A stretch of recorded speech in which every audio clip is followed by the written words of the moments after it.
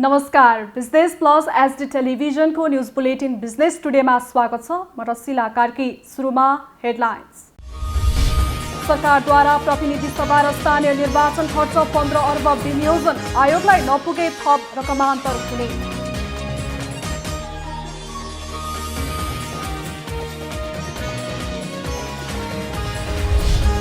आगामी आर्थिक वर्षको बजेट निजी क्षेत्र मैत्री आयोगले उत्साहित भएको महासंघको भनाई। कार्यान्वयन पक्ष भने चुनौतीपूर्ण रहेको महासंघको जिकिर।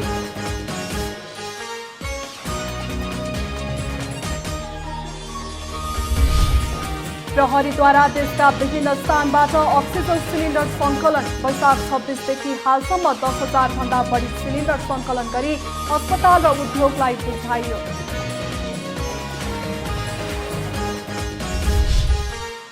निषेधाज्ञाकै बीच डोटी बजारमा दैनिक उपभोग्य वस्तुको मूल्यमा वृद्धि। अघिल्लो महिनाको तुलनामा 50% मूल्य बढाइएको उपभोक्ताको गुनासो।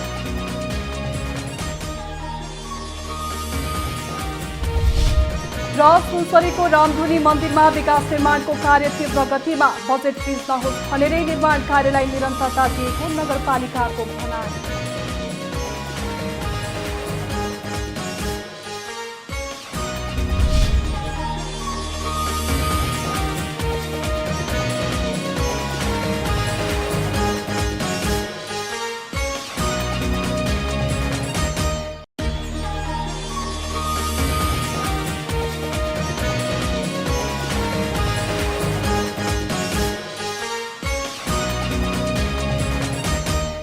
बिजनेस टुडेको सुरुमा सरकारद्वारा प्रतिनिधि सभा र स्थानीय निर्वाचन खर्च 15 अर्ब विनियोजन सम्बन्धी समाचार। सरकारले प्रतिनिधि सभा र स्थानीय तह निर्वाचनका लागि 15 अर्ब रुपैयाँ विनियोजन गरेको छ। आगामी आर्थिक वर्ष 2078-79 को बजेटमा सरकारले अर्थ मन्त्रालयकै विविध शीर्षकमा बजेट विनियोजन गरेको हो।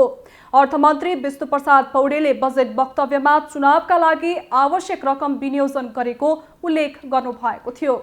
चुनावको लागि सरकारले छुट्याएको 15 अर्ब रुपैयाँबाट निर्वाचन आयोगको आवश्यकता अनुसार रकमान्तर हुने मन्त्रालयका बजेट महाशाखा प्रमुख धनीराम शर्माले जानकारी दिनुभएको छ। प्रधानमन्त्री केपी शर्मा ओलीले संसद विघटन गरी मध्यावधि निर्वाचनको घोषणा गरिसक्नु भएको छ। यस्तै स्थानीय तह निर्वाचनतर्फ नियमित चुनाव यसै आर्थिक वर्षमा परेको छ। सरकारले चुनावका लागि अर्थ मन्त्रालय मार्फत नै रकम विनियोजन गरेको हो। यो बजेट निर्वाचन आयोगको आवश्यकता अनुसार रकमान्तर गरिनेछ। यसअघि प्रधानमन्त्री केपी शर्मा ओलीले पुस 5 गते प्रतिनिधि सभा विघटन गरी निर्वाचन घोषणा गर्नुभएको थियो। यो निर्वाचनका लागि आयोगले 8 अर्ब रुपैयाँ माग गरेको थियो। यस्तै 15 अर्बले चुनाव खर्च नधाने थप रकमान्तर गरी आयोगलाई रकम दिन सक्ने अर्थ मन्त्रालयले जनाएको छ। सरकारले सार्वजनिक गरेको आगामी आर्थिक वर्षको बजेट प्रति प्रतिक्रिया जनाउँदै निजी क्षेत्र उत्साहित भएको बताइएको छ। निजी क्षेत्रको छाता संगठन नेपाल उद्योग वाणिज्य महासंघ, नेपाल उद्योग परिसंघ, नेपाल चेम्बर अफ कमर्सले बजेट स्वागत योग्य भएको जनाएको छ। त्यसैगरी आगामी आर्थिक वर्षको बजेट निजी क्षेत्र मैत्री आएकाले उत्साहित भएको महासंघको भनाइ रहेको छ। तर निजी क्षेत्रको छाता संगठनले बजेट कार्यान्वयनमा भने शंका व्यक्त गरेका छन्। महासंघका अनुसार महासंघले दिएको 60% सुझाव कार्यान्वयन भएको पनि बताइएको छ। त्यसैगरी आगामी आर्थिक वर्षको बजेटले कोभिड विरुद्धको खोपलाई प्राथमिकता दिनु सकारात्मक रहेको महासंघको भनाइ छ। महामारी नियन्त्रणका लागि सरकारले खोप तथा उपचारका लागि पर्याप्त बजेट विनियोजन गरेको र यसले गर्दा आर्थिक सामाजिक जीवन सामान्य हुँदै जाने महासंघको विश्वास रहेको छ। सरकारले कोरोना प्रभावित उद्योग व्यवसायका लागि राहत तथा उद्धारको प्याकेज ल्याएकोले अर्थतन्त्रलाई राहत पुग्ने महासंघले जनाएको छ। त्यसैगरी पुनर्कर्जाको दायरा बढाउने भन्ने कुरा निकै सकारात्मक रहेको भन्दै महासंघले मौद्रिक नीतिमा विस्तृत रूपमा आओस् भन्ने चाहना भएको जनाएको छ। सरकारले सार्वजनिक गरेको बजेटमा 1% ब्याज दरमा स्टार्टअप धितो राखेर ऋण पाउने व्यवस्था अति राम्रो भएको समेत महासंघले जनाएको छ। तर आगामी आर्थिक वर्षको बजेट निजी क्षेत्र मैत्री बजेट आए पनि कार्यान्वयन पक्ष भने चुनौतीपूर्ण रहेको महासंघको भनाइ छ।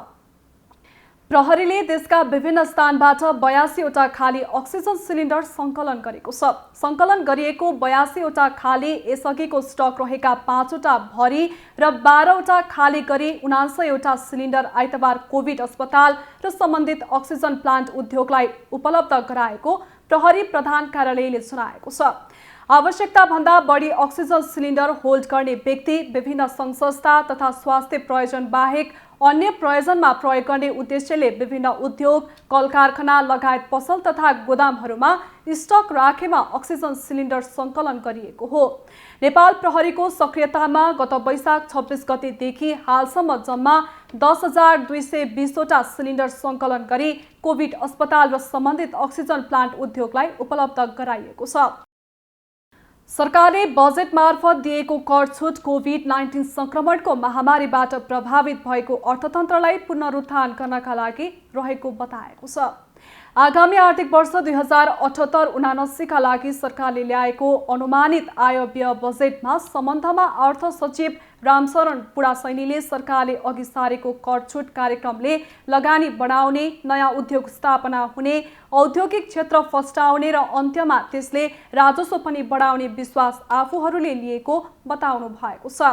कुल बजेटको 62% भन्दा बढी राजस्वबाट नै परिपूर्ति गरिने भएकाले चालु आयोजनालाई निरन्तरता दिनका लागि र अर्थतन्त्रलाई पुरानै लयमा फर्काउनका लागि त्यसो गरिएको अर्थ सचिव रामशरण पुडासैनीले बताउनु भएको छ।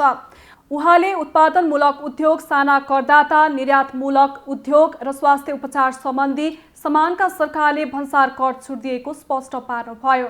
त्यसैगरी आयाततर्फ औद्योगिक कच्चा पदार्थ, औषधि र घरायसी सामानमा छुट दिएको तथा नयाँ कर सुरु नगरिएको र भएका करका दरहरूको सामान्य समायोजन मात्रै गरिएको अर्थ सचिव पुडासैनीले जानकारी दिनुभयो। बिजनेस टुडेमा पालो भएको छ ब्रेकको।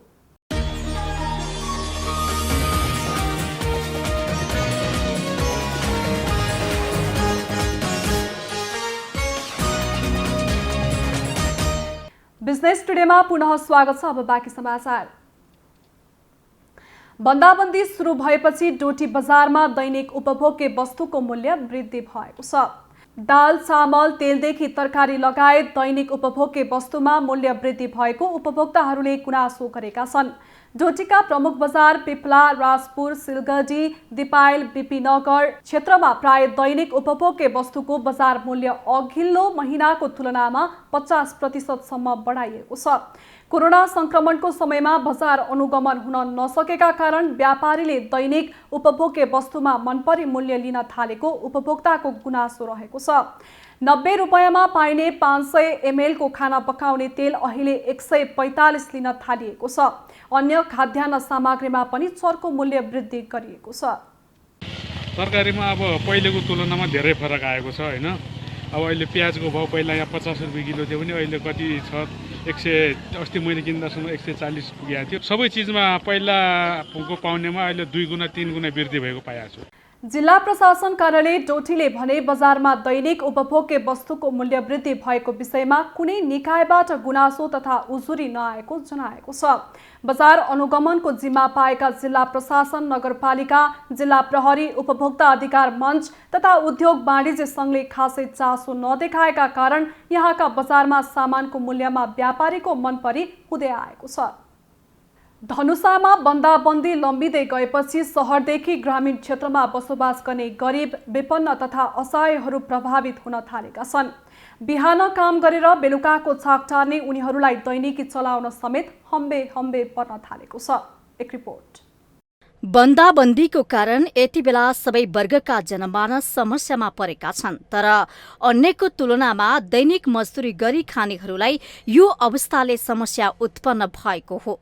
गत वर्षको बन्दाबन्दीमा स्थानीय सरकार र प्रदेश सरकार लगायतका विभिन्न संघ संगठनहरूले राहत वितरण गरे पनि यस वर्ष भने त्यस्तो सुविधा नपाएको उनीहरूको गुनासो छ। अहिले घर बाहिर पनि निस्कन पनि डर त्रास भएकै कारण धनुषाको ग्रामीण क्षेत्रमा बसोबास गर्ने दलित, विपन्न तथा असहायहरू मारमा परेका छन्। उनीहरू रोगले भन्दा पहिला भोगले मर्ने अवस्था आइसकेको गुनासो गर्छन्। रोगको चिन्ता भन्दा पनि पेट कसरी भर्ने चिन्ता भएको स्थानीयको गुनासो छ। यहाँ सबभन्दा मेन त खानेकुराको दिक्कत छ। अब कहीँ काम गर्न पनि जान सक्दैन, जान दिँदैन। अब खानेकुरा कपडाको पनि दुःख छ, बच्चा बुच्चीलाई पनि नाङ्गै छ। यस्तै समस्या छ। अब के गर्छ यस्तो? सरकारले कुनै वास्ता गर्दैन, प्रदेश सरकारले।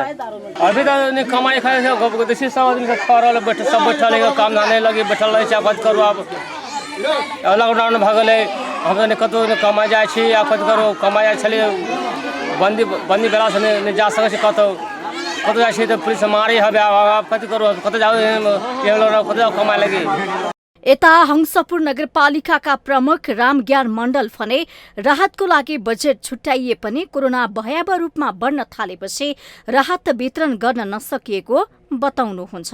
हंसपुर नगरपालिकामा हाम्रो महामारीको कालमा पनि अहिले हाम्रो नगरवासी संक्रमितबाट कसरी बच्ने र संक्रमित भएको बेलामा कसरी बचाउने त्यस्तो काम हाम्रो हंसपुर नगरपालिकाको एकदम तीव्र गतिमा अगाडि बढेछ। र कोरोना कालमा पनि कसैले भोकको नमरोस् दैनिक जलाधारीमा काम गरेको हाम्रो नगरवासीलाई कसरी अब त्यो समयमा राहत जाओस् भने हाम्रो कामहरू अगाडि बढेछ।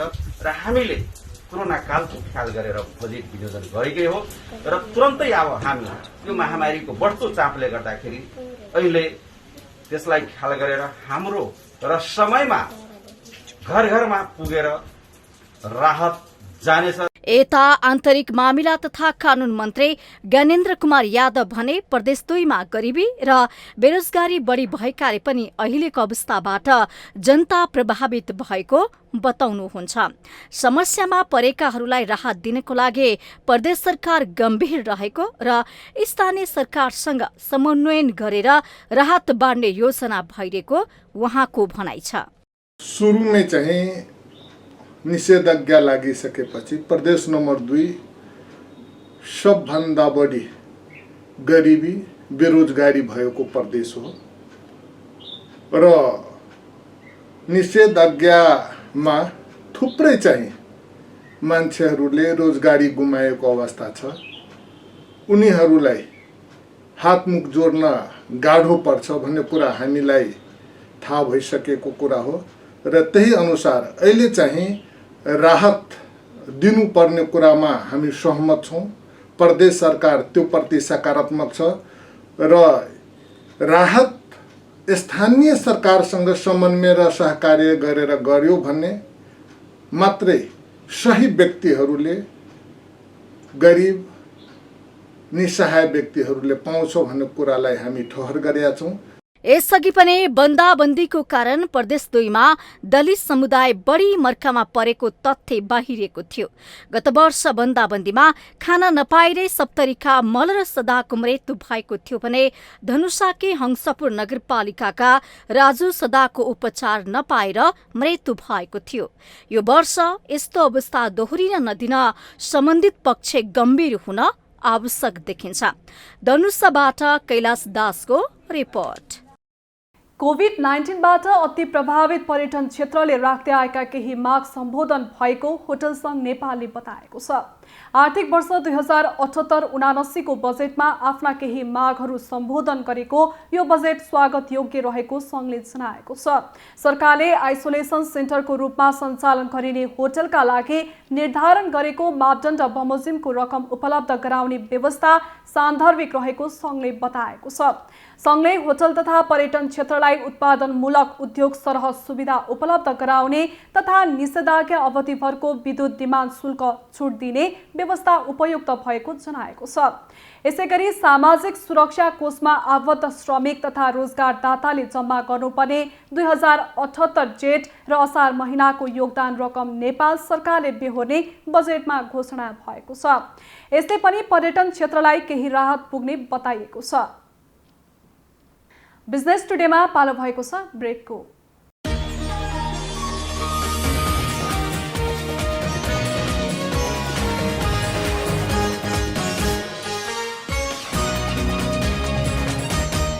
बिजनेस टुडेमा पुनः स्वागत छ। अब बाँकी समाचार। कालो सुनको नामले परिचित अलैँची खेतीबाट आम्दानी नहुने हो कि भन्ने चिन्ता तेह्रथुमका किसानमा देखिएको छ। फलफुल्ने सिजनमै अलैँचीको बोट सुक्न थालेपछि किसान निराश भएका हुन्। एक रिपोर्ट। प्रतिमन 1 लाख रुपियाँसम्म पाइने अलैँची खेतीमा आकर्षित भएका तेह्रथुमका किसानहरू यसपालि निकै चिन्तित भएका छन्। पर्खोली खेती भन्दा राम्रो आम्दानी हुने भएपछि अलैँची लगाएका किसानहरूले यसपालि उत्पादन नै निकै कम हुने भएपछि चिन्तित भएका छन्।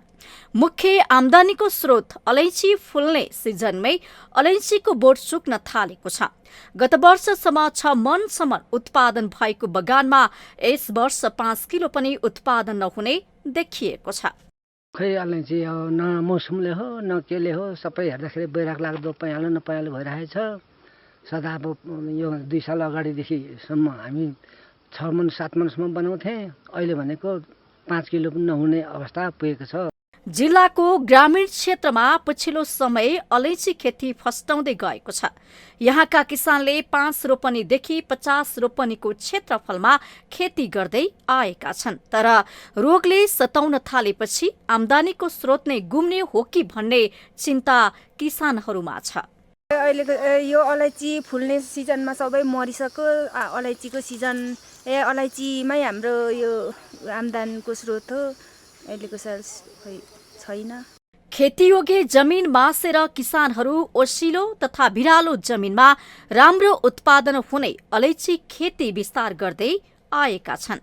खडेरीका कारण अलैँचीको जरा सुकेर ढुसी नास रोगका कारण बगानहरू सुक्न थालेको कृषि शाखा कार्यालय छत्थरका गाउँपालिकाले जनाएको छ। चैततिर एउटा मनसुन आयो, त्यसले केही जमिनहरू भिजाउँदाखेरि अलैँचीको चाहिँ जरा माथि कुद्ने एउटा बाली हो। त्यो थोरै मात्रा मात्रै सिँचाइ हो, भोलिपल्टदेखि खडेरी भएको हुनाले चाहिँ त्यो माटोमा एक किसिमको तापक्रम भएर त्यसमाथि माटो नै तातोपना भएर त्यो जराहरूको चाहिँ बोक्रा पिल्सेर र त्यसमा बोक्रा पिल्सेपछि ढुसीनासले चाहिँ आक्रमण गरेर अहिलेको बगान मर्ने क्रममा छ। अहिले फिल्ड सरसर्ती हेरेर आउँदाखेरि मैले त्यो पाइरहेको छु। अलैँची यस क्षेत्रका किसानहरूको मुख्य आय आर्जनको स्रोत पनि हो। तसर्थ अलैँची खेतीमा आएको समस्यालाई निराकरणको लागि सरकारवाला निकाय तथा कृषि कार्यालयले ध्यान दिन आवश्यक छ। तेह्रथुम सहकर्मी रेवत पार घरीको रिपोर्ट। नयाँ भेरिएन्ट सहितको दोस्रो चरणको कोरोना महामारी समुदाय स्तरमा फैलिएपछि सुनसरीमा निषेधाज्ञा जारी भएको छ। तर निषेधाज्ञाकै बीचमा सुनसरीको रामधुनी नगरपालिका 4 मा रहेको पवित्र तीर्थस्थल रामधुनी मन्दिरमा विकास निर्माणको कार्यले भने तीव्रता पाएको छ। कोरोना भाइरस संक्रमणपछि जारी निषेधाज्ञाको कारण सुनसरीमा बजार, कल कारखाना लगायत सबै क्षेत्र ठप्प भएका छन्। तर रामधुनी मन्दिरको निर्माण कार्यले तीव्रता पाएको छ। ऐतिहासिक महत्व बोकेको रामधुनी मन्दिरको बहुतेक निर्माण गत आर्थिक वर्ष पनि कोरोनाको कारण आधा मात्रै भएर विनियोजित बजेट नै फ्रिज भएको थियो। तर यस वर्ष भने बजेट फ्रिज नहोस् भनेर निर्माण कार्यलाई निरन्तरता दिएको छ। बितेको आर्थिक वर्षमा चाहिँ 1,18,00,000 रुपियाँ बजेट नगरपालिकाको थियो। त्यसमा मलाई लाग्छ लगभग 68-70 लाखमा त्यो घटाघटमा यो ठेक्का लाग्यो। त्यो 70 मा लागेको थियो र त्यसबाट काम मलाई लाग्छ 35-40 लाख रुपियाँ काम भयो। काम चाहिँ सबै नै हुन्थ्यो होला। अब गत साल यो कोरोनाको र लकडाउनको कारणले पनि गत साल काम हुन सकेन र पनि अब ठेकदारहरू चिनेको र हामी त्यहीँ भएको हुनाले समन्वय गरेर केही न केही कामहरू चाहिँ नै गरियो। जारी निषेधाज्ञाको कारण विकास निर्माणको काममा कामदारको अभाव भए पनि निर्माण कम्पनीलाई ताकेता गरेर महत्वपूर्ण योजनाको कामलाई निरन्तरता दिएको रामधुनी नगरपालिका 4 का वडा सदस्य कमल कार्कीको भनाइ छ।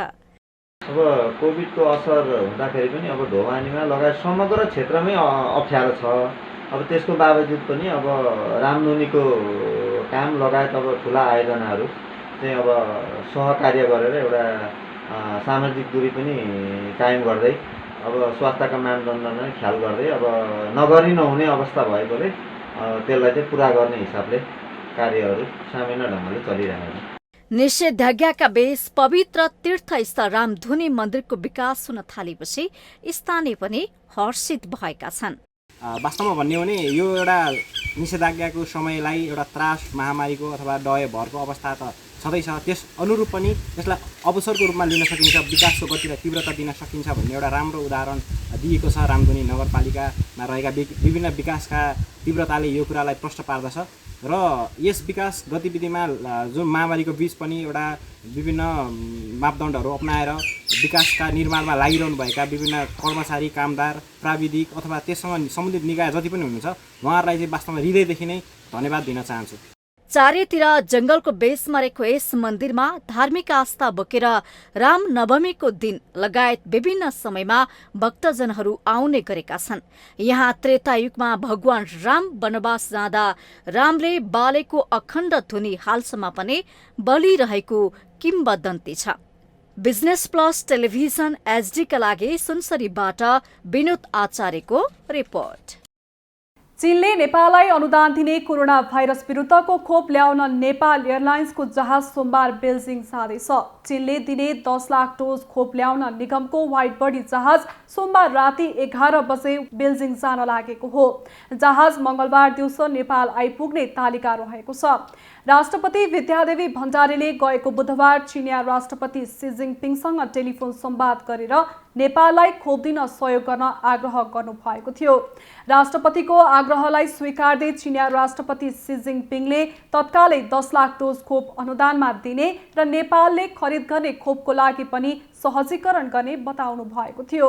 नेपालले चीनमा उत्पादित भेरेसेल खोपलाई प्रयोगको अनुमति दिएको छ। यसअघि चीनले दिएको 8 लाख डोज खोप प्रयोगमा आइसकेको छ। सोमबार शेयर बजार प्रभावित भएको छ। यस्तै नेप्से परिसूचक 45.25 अङ्कले घटेर 2782.68 बिन्दुमा आइपुगेर बन्द भएको छ। नेप्से परिसूचक घटे पनि खरिद बिक्री रकम औसतमा निकै राम्रो देखिएको छ। यस दिन 13 अर्ब 90 करोड 91 लाख रुपैयाँ भन्दा बढीको शेयर कारोबार भएको छ। आइतबारको तुलनामा सोमबार कारोबार रकम करिब 4 अर्बले घटेको भए पनि औसतमा हेर्दा यो निकै उत्साहजनक हो। यस दिन 218 कम्पनीको 3 करोड भन्दा बढीको किता शेयर खरिद बिक्री भएको छ। साताको दोस्रो कारोबार दिन कारोबारमा आएका 13 उपसमूह मध्ये म्युचुअल फन्ड 0.24% वृद्धि भएको छ भने बाँकी 12 उपसमूहको सूचक यस दिन घटेका छन्। खरिद बिक्री रकमका आधारमा आइतबार राति हाइड्रो पावर 91 करोड 8 लाख रुपैयाँ भन्दा बढी सहित अग्रस्थानमा रहेको छ। बुलेटिनको अन्त्यमा अहिलेसम्मका हेडलाइन्स। सरकारद्वारा प्रतिनिधि सभा र स्थानीय निर्वाचन खर्च 15 अर्ब विनियोजन, आयोगलाई नपुगे थप रकमान्तर हुने।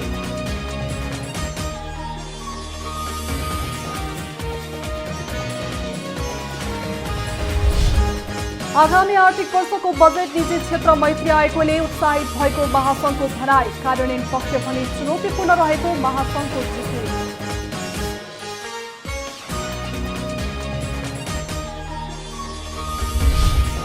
प्रहरीद्वारा देशका विभिन्न स्थानबाट अक्सिजन सिलिन्डर सङ्कलन, वैशाख 26 देखि हालसम्म 10,000 भन्दा बढी सिलिन्डर सङ्कलन गरी अस्पताल र उद्योगलाई बुझाइयो।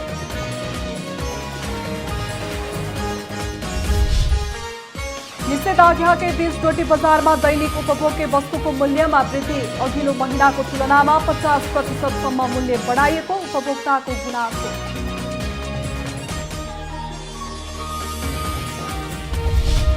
र सुनसरीको रामधुनी मन्दिरमा विकास निर्माणको कार्य तीव्र गतिमा, बजेट फ्रिज नहोस् भनेरै निर्माण कार्यलाई निरन्तरता दिएको नगरपालिकाको भनाइ।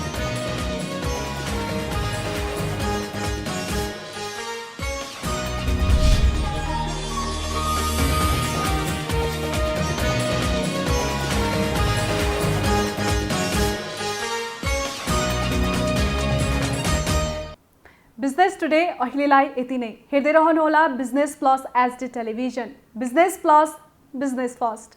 नमस्ते।